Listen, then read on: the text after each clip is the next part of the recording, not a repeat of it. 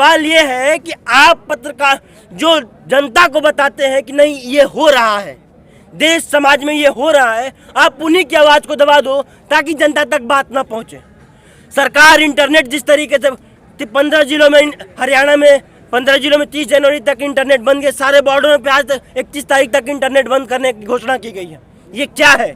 क्या हम लोकतंत्र में रह रहे हैं? क्या ये वॉर जोन नहीं बना दिया गया है जहाँ पे किसान सरकार से लड़ रहा है? वॉर जोन क्यों बना रहे हो?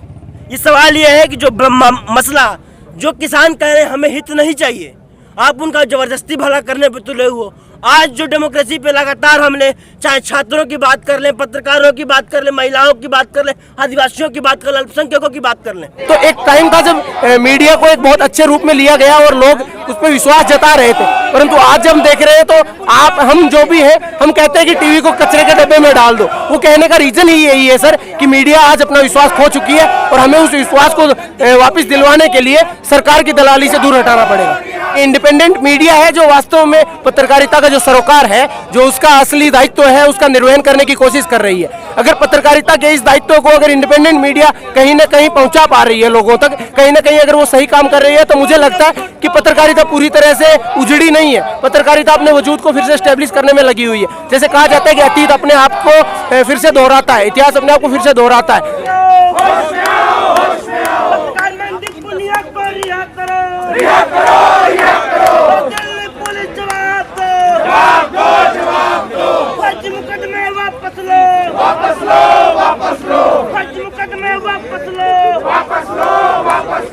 जिस तरीके से भाजपा की सरकारें जहां जहां भी हैं, वहां जिस तरीके से पत्रकारों का दमन हो रहा है, वो ये बताने के लिए काफ़ी है कि ये सरकार लोकतंत्र के चौथे खम्भे पर विश्वास नहीं करती है, यानी लोकतंत्र पर विश्वास नहीं करती है। इनका डेमोक्रेसी में कोई भरोसा नहीं है। ये सारे फैसले मनमानी के तौर पर लेते हैं। जो मनदीप के साथ हो रहा है, वही जो लड़ाई जो थी, वो 80 दिनों की जो लड़ाई जो मैंने लड़ी प्रशांत कनौजिया के लिए, वो भी एक फ्रीलांस पत्रकार है और उन्हें भी जेल में डाल दिया गया था।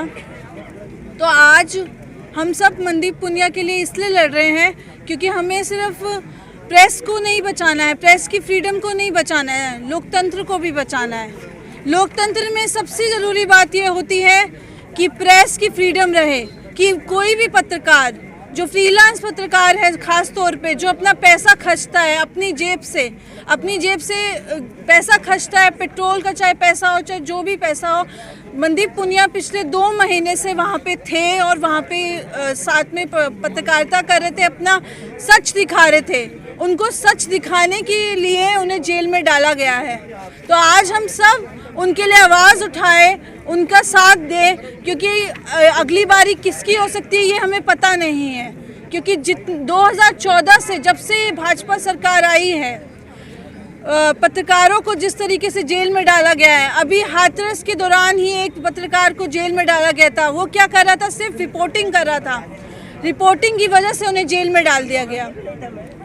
तो हम सबको मनदीप के लिए और भी जितने भी पत्रकार जो भी जेल में हैं, उनके लिए आवाज़ उठाते रहना है और लोकतंत्र को बचाए रखना है। दिल्ली पुलिस मुर्दाबाद, मुर्दाबाद, मुर्दाबाद। दिल्ली पुलिस मुर्दाबाद, मुर्दाबाद, मुर्दाबाद। मनदीप को रिहा करो, रिहा करो, रिहा करो।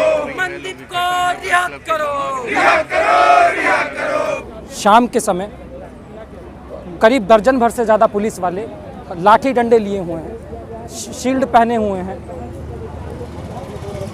और मनदीप पुनिया एक 27-28 साल का युवा पत्रकार जिस बेरहमी से उठाया, उसकी कड़े शब्दों में निंदा होनी चाहिए।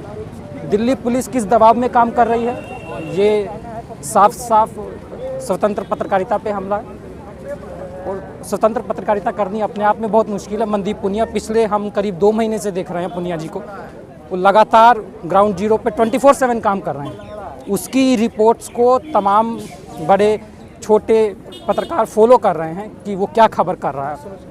उस पे हमला, इस पूरी पत्रकारिता पे मुझे लगता है कि हमला, हम लोग इसके विरोध में दिल्ली हेडक्वार्टर पहुँचे। खबरें हैं वो ग्राउंड जीरो पे जो 24/7 स्वतंत्र पत्रकार कर रहे हैं, मुझे लगता है वही अभी के समय में बेहतर खबरें लोगों के सामने रख रहे हैं, बजाय इसके कि कोई दूर से आ रहा है और 8 घंटे की नौकरी वाला जो बड़े बड़े संस्थान हैं उनके लिए बहुत मुश्किल है उस तरह से खबरें निकालना, जिस तरह से फ्रीलांस पत्रकार वहीं पर रहकर अंदर की खबरें निकाल रहे हैं और सच के साथ खड़े हैं। कुछ समय पहले मनदीप पुनिया ने अपनी फेसबुक प्रोफाइल से जो वीडियो बनाया, वो वीडियो अपने आप में बताता है कि किस तरह से मिली भगत दिल्ली पुलिस कर रही थी। उसने उसको उजागर किया। मुझे लगता है कहीं ना कहीं वो दबाव दिल्ली पुलिस पे काम कर रहा था, उसकी वजह से उसको उठाया गया है।